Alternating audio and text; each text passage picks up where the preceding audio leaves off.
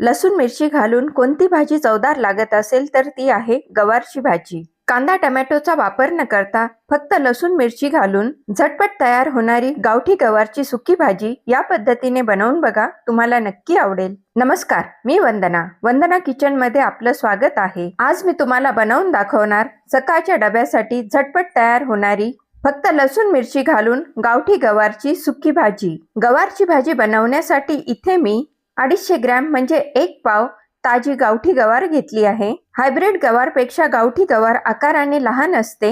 Hybrid गवारपेक्षा गावठी गवारची भाजी अधिक टेस्टी बनते। सर्वात आधी आपण गवार निवडून घेऊया। गवारचं पुढचं मागचं देठ हाताने तोडून गवारच्या दोघं साईडला असलेल्या शिरा काढून घ्या। तर तुम्ही बघू शकता या पद्धतीने गावठी गवारच्या शिरा काढून घ्या। गावठी गवारच्या शिरा शिजत नाहीत, त्यामुळे त्या दातात अडकतात। त्यामुळे गावठी गवार निवडताना त्याच्या शिरा काढून घ्या। पुढचं मागचं देठ हाताने तोडून शिरा काढून हातानेच गवारचे 2 तुकडे करून घ्या। एका गवारचे फक्त 2च तुकडे करा, जास्त तुकड्यात गवार तोडू नका, भाजी बनवताना नाहीतर गाळ होईल। तर इथे मी सर्व गवारीच्या शिरा काढून 2 तुकड्यात कट करून 2 ते 3 पाण्याने गवार स्वच्छ धुवून घेतली। भाजी बनवण्यासाठी गवार तयार करून घेतली। गवारची भाजी झटपट होण्यासाठी मी कुकरचा वापर करणार आहे। मीडियम फ्लेमवर कुकरमध्ये 3 चमचे तेल गरम झाल्यावर त्यात जिरं घालायचं। जिरं फुटल्यावर त्यात 8 ते 10 लसूण पाकळ्या ठेचून घालायच्या। गवार वातूड असल्यामुळे पचण्यासाठी 2 चिमूट हिंग घालायचा। मीडियम फ्लेमवर काही सेकंद लसूण आपण परतून घेऊया। लसणाचा कच्चापणा जातो तोवर मी लसूण इथे परतून घेतला। लसूण जास्त ब्राऊन करू नका, फक्त कच्चापणा जातो तोवर तेलावर परतून घ्या।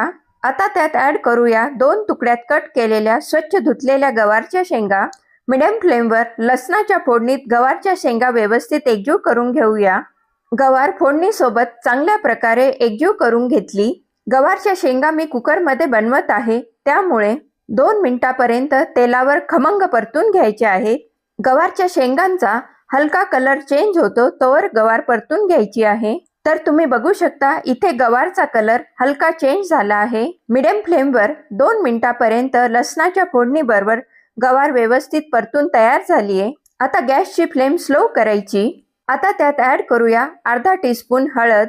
गवारच्या शेंगा थोड्या गोडसर असतात, त्यामुळे भाजी झणझणीत होण्यासाठी 1 चमचा लाल तिखट घालूया।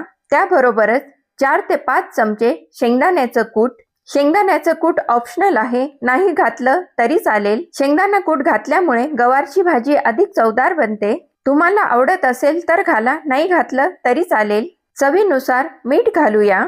गवारच्या शेंगात सर्व सुके मसाले व्यवस्थित एकजीव करून घेऊया। गवारमध्ये मसाले व्यवस्थित मिक्स करून घेतले। स्लो टू मीडियम फ्लेमवर 2 मिनिटापर्यंत गवार मसाल्यांसोबत व्यवस्थित परतून घेऊया।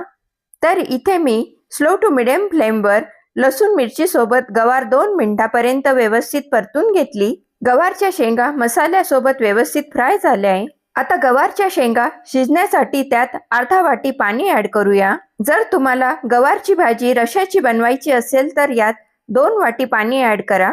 पाणी ऍड केल्यानंतर गवारच्या शेंगा खालीवर करून व्यवस्थित मिक्स करून घेऊया। शेंगा व्यवस्थित खालीवर करून झाल्या। आता कुकरचं झाकण बंद करून मीडियम फ्लेमवर कुकरच्या 2 शिट्या घ्यायच्या।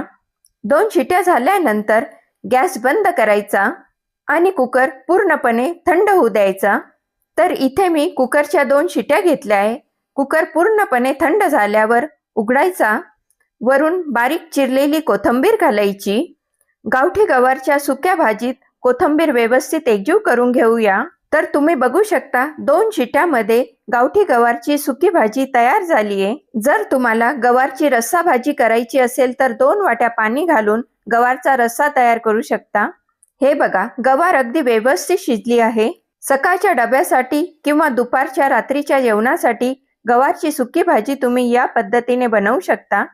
झटपट तयार होणारी गावठी गवारची सुकी भाजी नक्की बनवून बघा। आजची गावठी गवारची सुकी भाजीची रेसिपी तुम्हाला कशी वाटली कमेंट्स करून कळवा। वंदनाज किचनला लाईक, शेअर आणि सबस्क्राईब करायला विसरू नका। धन्यवाद।